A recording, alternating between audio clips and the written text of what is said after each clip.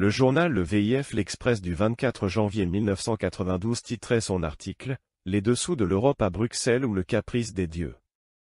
Le jackpot de l'immobilier à Bruxelles profite à quelques grands groupes financiers, parfois liés au monde politique. C'est une plongée en zone obscure selon les auteurs de l'article, Olivier Rogeau et Karine Vassar. En voici l'intégralité, que l'on en juge par ce qui suit. Le 8 janvier 1992, le Parlement européen prenait officiellement en location le Centre international de congrès, ce bâtiment surprenant que l'on aperçoit depuis peu au quartier Léopold, à Bruxelles. Le contrat est sans nul doute historique pour la capitale de l'Europe. Le clan des irréductibles français et luxembourgeois fait grise mine. À l'opposé, les promoteurs et les investisseurs engagés dans les grands chantiers bruxellois poussent un énorme soupir de soulagement. Car le véritable enjeu dépasse de loin le seul Parlement européen. L'Europe entraîne derrière elle une armada de méga-projets immobiliers, principalement des bureaux. Mais les faramineux enjeux financiers suscitent aussi des opérations parfois obscures, où intérêts publics et privés se mélangent étroitement. Ces manœuvres sont au centre de « Main basse sur Bruxelles », un ouvrage de Georges Timmermans, journaliste économique flamand. Nous l'avons rencontré, de même que les architectes du nouveau Parlement et la parlementaire écologiste Marine Nagy. Une enquête sur fond d'argent et de béton. Sous la cape de 1992. Les rapaces de l'immobilier sont à nouveau lâchés sur la ville. L'attaque est sévère. Elle émane de Georges Timmermans, un journaliste économique flamand qui publie, au moment même où l'Europe se concrétise un peu plus à Bruxelles, une charge en règle contre les manœuvres pas toujours très orthodoxes qui parsèment la réalisation des grands chantiers immobiliers de la capitale. Main basse sur Bruxelles. Argent, pouvoir et béton, édition EPO, porte, dans sa version originale flamande, un titre encore plus explicite, à Bruxelles, on peut tout faire. On, ce sont pour l'auteur, les promoteurs et les investisseurs. Leur terrain de jeu, le quartier européen, bien sûr. Mais, également tous les autres projets générés par l'internationalisation croissante de la ville, le quartier du Midi, futur arrêt du TGV, le quartier nord où les fils de Charlie de Pau ressuscitent son rêve d'établir un Manhattan sur Seine. En tout, près de 1,5 million de mètres carrés à construire dans les années qui viennent. Face à de tels enjeux financiers, s'interroge Timmermans, que font les pouvoirs publics? Tentent-ils d'en limiter les dégâts? Ou s'en rendent-ils complices? L'idée de ce livre est venue d'un travail que je réalisais sur les projets immobiliers d'au moins 1 milliard de francs dans la capitale, raconte Timmermans. Au cours de l'enquête, j'ai été frappé par l'existence d'une sorte de partage du territoire qui s'est effectué entre les grands groupes d'investisseurs et de promoteurs immobiliers. Dans le quartier nord, par exemple, sur 10 projets en cours, la moitié relève du groupe de Pau. Dans le quartier européen, on peut également constater que la plupart des bâtiments loués aux communautés sont la propriété de la société Études et Investissements Immobiliers, ou du groupe Blaton, des partenaires de longue date. On ne peut pas en vouloir aux entreprises ni aux investisseurs, ajoute-t-il, de viser une maximalisation de leurs profits. Mais les autorités locales, en dépit de l'arsenal juridico-légal qui est à leur disposition, se comportent, selon lui, comme une grand-mère édentée et laisse libre jeu au privé. La capitale recèle les promesses d'un avenir radieux pour les exemples tirés de l'ouvrage de Timmermans. Le renforcement de la présence internationale à Bruxelles. Témoin, l'évolution du marché immobilier ces dernières années. Le chiffre d'affaires de ce secteur s'élevait à 27,8 milliards de francs en 1985. Il atteignait déjà 102 milliards en 1989. Or, la demande de nouveaux bureaux supplémentaires est soutenue. Rien que pour les communautés européennes, on prévoit que l'extension des activités requiert quelques 30 000 mètres carrés de bureaux en plus chaque année. Selon les promoteurs, la demande globale serait ainsi passée de 309 000 mètres carrés en 1984 à 1 370 000 mètres carrés en 1990. Et la hausse des prix est évidemment à l'avenant. Le prix de vente moyen était de 3 000 francs par mètre carré en 1981. Actuellement, il tourne autour de 7 000 francs, mais certaines transactions ont atteint 10 000 francs. Le prix des logements ne suit pas la même courbe ascendante vertigineuse, même s'il a augmenté d'environ 111% sur la même période. Face à cela, les habitants fuient. De 1976 à 1985, la capitale a perdu 7,6% de sa population et l'exode se poursuit sans discontinuer. Et c'est là que le bâtiment blesse, estime Timmermans. On aligne sans arrêt les retombées directes et indirectes de l'internationalisation de Bruxelles. Mais les coûts pour la collectivité ne sont pas pris en compte. Pas plus que les conséquences négatives de l'hystérie immobilière débridée qui va de pair avec l'accession de Bruxelles au rôle de capitale européenne. La règle d'or, privatiser les profits, collectiviser les coûts, n'est pas un vain concept dans ces sphères. La saga sociale chrétienne. Il est devenu tout à fait clair actuellement que la CW, la CSC flamande et le Borambon, deux importantes composantes de la mouvance sociale chrétienne, ont investi des montants considérables dans divers projets immobiliers bruxellois en rapport direct avec le rôle européen de la capitale. Les intérêts de la CW dans l'immobilier sont concentrés dans les mains de la COB, Coopérative ouvrière belge, une banque d'épargne privée, qui détient 10% des actions de Berlaymont SA, une filiale de la Régie des bâtiments, propriétaire du Berlaymont le siège actuel de la commission. La COB a aussi financé le bâtiment Van Maerland, loué aux groupes politiques et aux commissions parlementaires du Parlement européen. Elle est également maître d'œuvre et promoteur du projet Bredel, initialement destiné au service de traduction de la communauté européenne et propriété de cette dernière. Avec la Société Générale, la COB est également, depuis 1987, le principal financier du projet Espace Léopold, dont l'une des composantes est le Centre international de congrès, CIC, destiné à devenir le siège du Parlement européen, ajoute encore le journaliste. Avec Bacob Invest, une filiale de la COB, et les assurances populaires, appartenant également au groupe C, un holding financier connu anciennement sous la dénomination de la Ligue rurale des coopératives chrétiennes, la COB détient en effet la moitié des actions d'Espace Léopold SA, une société qui a pour objectif l'ébauche, l'étude et la réalisation du projet immobilier Espace Léopold. Elles sont également présentes, pour un tiers des actions, dans Promotion Léopold SA, responsable de l'exécution de la première phase des travaux du CIC. Il est donc logique, explique Timmermans, qu'Hubert de Tremry, président de la COB devienne aussi membre de l'Association pour la promotion internationale de Bruxelles, un club fondé par Paul van den Boenan, ex-candidat PSC au majorat de la ville de Bruxelles, pour faire de la capitale belge celle de l'Europe. Logique, aussi que d'où 1987 à sa mort en mars 1991, Jeff Outhuy l'ancien patron de la CW et fait partie du conseil d'administration de Promotion Léopold. Le journaliste n'hésite pas à réinterpréter l'histoire récente, la candidature de Wilfried Martens à Bruxelles, entre autres.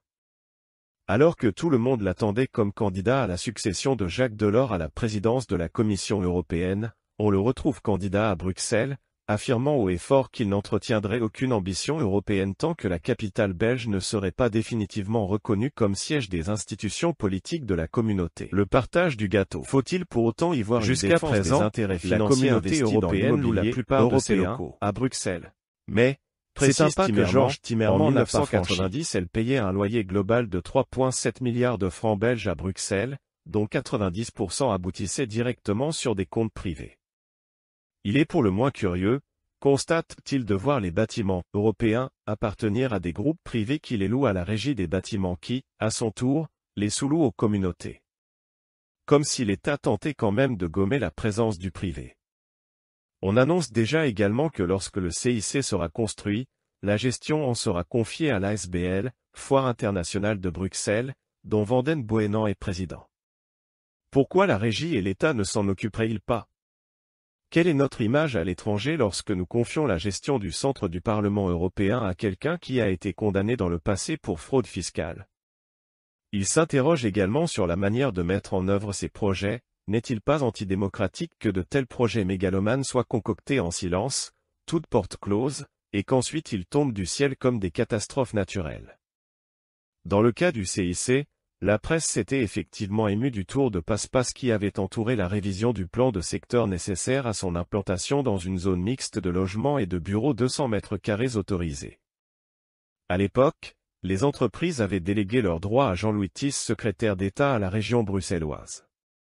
Celui-ci avait alors, en quelque sorte, introduit la demande de modification auprès de lui-même en se basant sur une loi d'urbanisme qui prévoit la possibilité de modification au cas où l'intérêt général est en cause. Certains continuent d'ailleurs à se méfier de cet intérêt général qui peut parfois masquer d'autres intérêts. Evert Lagroux, architecte, à Saint-Lucas, constate ainsi que l'espace nécessaire à l'extension des institutions européennes a été estimé par l'étude Espace Bruxelles Europe à environ 250 000 m².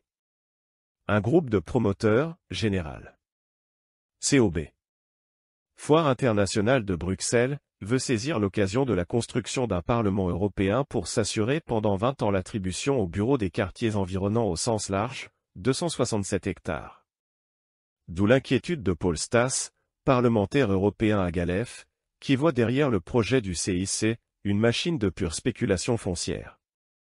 Autre inquiétude, la capacité des autorités publiques à résister à la pression de tels enjeux financiers. Timmermans cite ainsi une série d'opérations où l'on ne sait si face au privé, les communes étaient simplement démunies de moyens d'action. Ou, comme le laisse supposer l'auteur, trop bienveillantes. En clair, la question est de savoir si le fameux PPA, plan particulier d'aménagement, ne se transforme pas quelquefois en plan particulier d'amitié. Premier exemple relevé par le journaliste, le complexe Baudouin, nouveau bâtiment de l'administration de l'exécutif flamand dans le quartier nord. La ville de Bruxelles a vendu le terrain pour 151 millions de francs à Building Nord, société dont les actionnaires sont, entre autres, De Pau, 32%, et Blaton, 33%, qui a investi dans le projet 1,5 milliard de francs. L'exécutif flamand loue ce bâtiment pendant 27 ans pour 240 millions de francs par an. Ce qui signifie, calcule Timmermans, que le constructeur aura récupéré son investissement en moins de 7 ans et que le propriétaire empochera 6,5 milliards de francs. Autre exemple, la Tour Morgan, un autre immeuble de bureaux dans le même quartier et dont Building Nord s'occupe de la promotion. Un investissement de 2,2 milliards de francs. Le terrain a été exproprié par la commune de Saint-Josse pour la somme de 200 francs le mètre carré et revendu à Building Nord à 12 000 francs. Cette dernière l'a cédé à son tour pour une somme indéterminée à l'investisseur la Tour Morgan. Estimation par les experts du prix réel du terrain à cet endroit, 150 000 francs le mètre carré. Décidément, la commune a fait une très mauvaise affaire. Ces erreurs d'estimation suscitent bien des rumeurs sur les collusions entre privés et publics. Mais faut-il crier « haro » sur les bureaux, ou plutôt mettre rapidement en place les outils légaux permettant de contrôler réellement l'explosion de l'immobilier?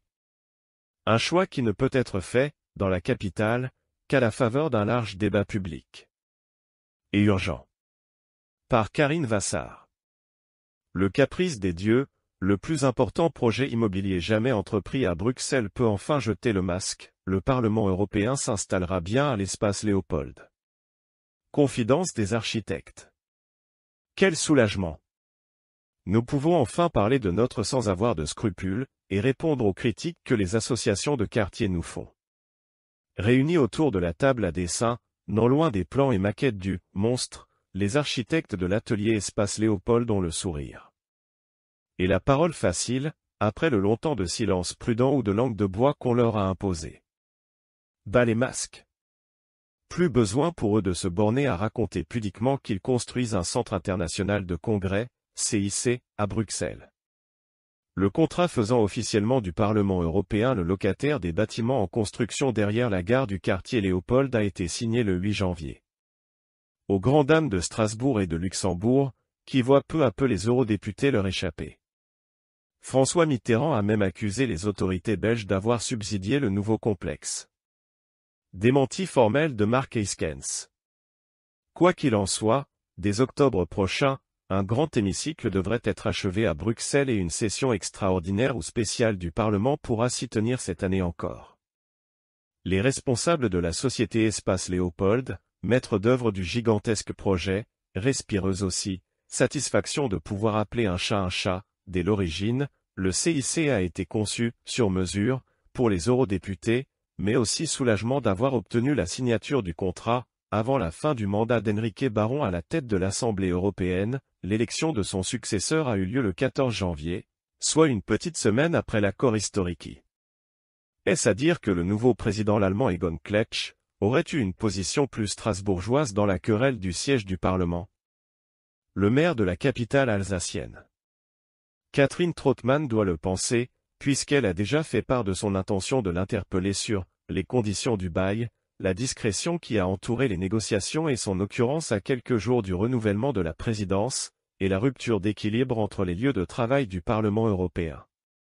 Sans préjuger de la construction du CIC débute en 1987, il est certain que les tractations en cours depuis de longues années devaient aboutir à un accord avant son arrivée, Société Générale de Belgique, plusieurs mois d'incertitude se seraient ajoutés pour Bruxelles, le nouveau président souhaitant sans aucun doute éplucher le dossier avant de se prononcer. Des assurances verbales sont données par le bureau du Parlement sur la location des bâtiments. Et en novembre 1988, un bail est signé pour une partie de ceux-ci, les 2/3 de la première phase, celle contenant l'hémicycle. En 1990, une résolution des députés européens donne mandat à leur président pour louer les constructions de l'espace Léopold. Commencent alors des négociations juridiques et financières très complexes, débouchant sur le contrat qui vient d'être signé avec plusieurs mois de retard. Le Parlement prend l'engagement d'occuper l'ensemble des bâtiments en cours de construction de part et d'autre de la rue Wirtz. Il compte en devenir propriétaire, mais pas immédiatement. La formule retenue au terme des discussions est dès lors, celle du bail amphithéotique avec option d'achat. Le prix d'acquisition des immeubles est fixé à 42 milliards de francs, pour quelques 370 000 mètres carrés. Les travaux de ce programme immobilier, le plus important jamais entrepris dans la capitale, doivent être achevés à la fin de 1995 au plus tard. L'imposante structure qui commence à se voir de partout à Bruxelles, appelée DI, elle a une superficie de 57 000 mètres carrés et contient un hémicycle de 1000 places, n'est qu'une petite partie du complexe babylonien qui doit être réalisé sur le site. Au bâtiment en voie d'achèvement déjà surnommé « Caprice des dieux », il manque encore une aile gauche, des deux, qui n'a pu être construite en même temps que le reste pour cause de travaux en sous-sol. On est en train d'enterrer à cet endroit l'énorme cabine à haute tension d'Electrabel, qui assure une bonne part de l'alimentation de la capitale en électricité.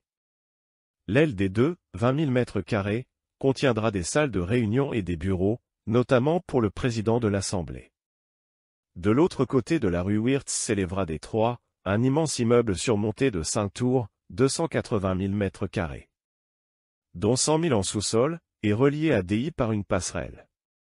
Sa construction a débuté il y a quelques mois seulement et n'est pas encore visible.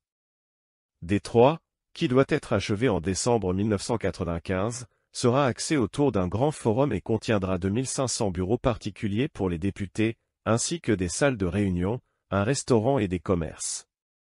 Ce n'est pas tout. Car les bâtiments destinés au Parlement européen ne constituent qu'une partie du projet.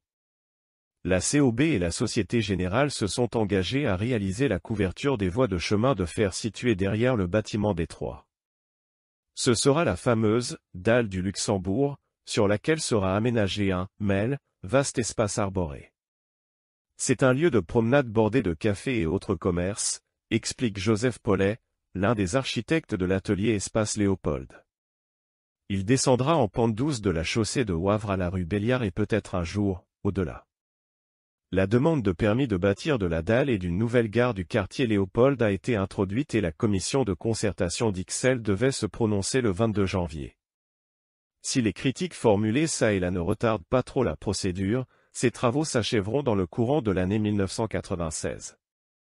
2 immeubles de bureaux seront encore construits à front de la rue de Trèves, de part et d'autre de la façade actuelle de la gare. Le rez-de-chaussée de ces longs bâtiments, qui devrait être terminé en 1999, sera occupé par des commerces et 41 000 mètres carrés y seront tout de même consacrés au logement. Le côté grandiose du chantier ne doit pas faire oublier certaines contingences désagréables. On mesure encore mal l'ampleur du trafic dans le quartier à la fin du siècle. Des études ont conduit à formuler un certain nombre de recommandations et quelques mesures ont déjà été décidées, mais sera-ce suffisant? Le comité de quartier local, l'association du quartier Léopold, AQL, avait déjà retardé l'obtention du permis de bâtir en 1987. Une convention signée alors engage les partenaires à œuvrer pour une série d'objectifs, dont la rénovation des îlots voisins de l'espace Léopold et l'amélioration de la circulation. Quelques 7000 voyageurs utilisent actuellement la gare du Luxembourg. Ils seront d'après les estimations, au moins 3 fois plus nombreux quand les travaux seront achevés. C'est aujourd'hui le projet du déplacement de la gare à une centaine de mètres de sa façade classée qui concentre l'essentiel des critiques du tissu associatif bruxellois. Les promoteurs souhaitent en effet désaffecter la vieille station pour la remplacer par une construction souterraine, avec une salle des pas perdus éclairée, depuis le Mel par une verrière, à hauteur de la rue d'Italie. La façade de la place du Luxembourg, œuvre centenaire de l'architecte saintenois, ne serait plus, disent les associations, qu'un simple décor de théâtre, cachant mal une esplanade digne de celle de la cité administrative. Elles ajoutent que l'accès difficile de la nouvelle gare se fera par un tunnel qui respirera l'insécurité. C'est faux, réplique Paulet. Il n'y aura pas de tunnel, mais un simple passage protégé, en attendant l'achèvement des immeubles de la rue de Trèves. Aujourd'hui déjà, 80% des voyageurs qui descendent sur les quais ne passent pas par la gare, d'ailleurs fermée dès le milieu de la soirée, mais par un couloir éclairé, à quelques dizaines de mètres de là. Et la fameuse façade ? Ce n'est quand même pas un chef-d'œuvre architectural, estime Raymond Dury, député européen. Ni du Horta ni du Dubrinfo. Paulet explique, nous ne souhaitions pas conserver cette choucroute. Regardez nos maquettes, elles voyaient une superbe perspective qui ouvrirait la place du Luxembourg sur le Mel. Fermer la place, c'est faire du Mel un ghetto européen. Et maintenir toute la gare où elle se trouve nous obligerait à surélever le Mel et à faire de l'espace Léopold une véritable acropole européenne. Un nouveau chapitre s'ouvre dans la saga longtemps confuse du Bruxelles.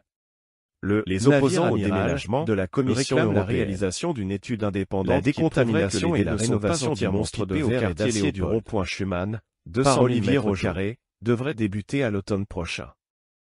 Après la désignation en mars, de la société qui coordonnera et dirigera les travaux.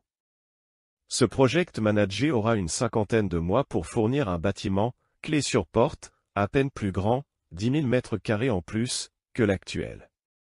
La SA Berlaymont, qui préside aux destinées de l'immeuble sans doute le plus connu au monde, regroupe 3 banques privées, la COB, la CGER et la Citibank, 10% du capital chacune, ainsi que l'État belge, majoritaire avec 70%, via la régie des bâtiments. Le coût total du chantier devrait atteindre, selon la régie, 11 milliards de francs. Les lobbies du béton s'efforcent de cacher leur dépit. La destruction totale du bâtiment et la construction d'un énorme Berlaymont 2, pour 16 milliards, offraient des marges bénéficiaires plus alléchantes. C'est la région bruxelloise, seule habilitée à délivrer un permis de démolir ou de bâtir, qui a imposé son point de vue, la rénovation, à l'État belge. À ce jour, les eurocrates ont tous quitté le Berlaymont, où l'on ne voit plus errer que des déménageurs chargés d'emporter les dernières caisses de mobilier vers la dizaine d'immeubles, du quartier Schumann, d'Evere et d'Oderghem, dans lesquels ont été relogés les 2900 fonctionnaires. Ils devraient regagner leur nouveau bâtiment en 1997 au plus tard. Il fait moins de bruit, sauf sur le chantier.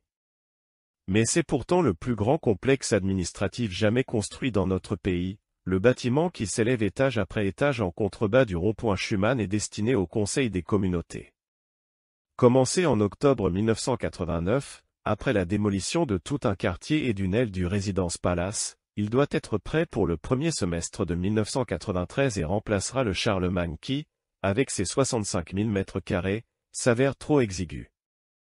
Les plans prévoient 2 ailes, l'une, de 55 000 m², servira aux conférences et s'étendra le long de la rue de la Loi, l'autre, de 80 000 m², située dans la partie basse du site, le long de la chaussée d'Etterbeek, abritera le secrétariat du Conseil.